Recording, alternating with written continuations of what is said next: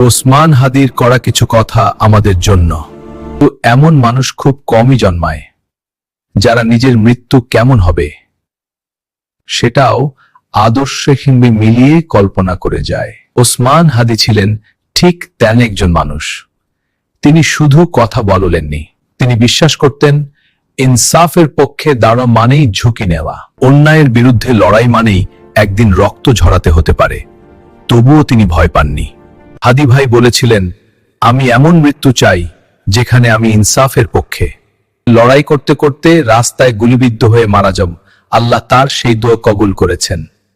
যেমন কবুল করেছেন কাজী নজরুল ইসলামের আগুন ঝরা আকাঙ্ক্ষা, তেমনি হাদি ভাইয়ের জীবনও হয়ে উঠেছে প্রতিবাদের প্রতীক।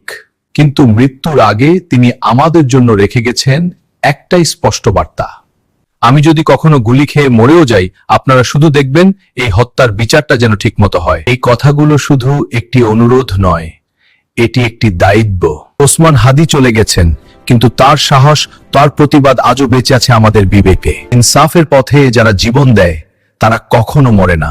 ওসমান হাদি তারই প্রমাণ।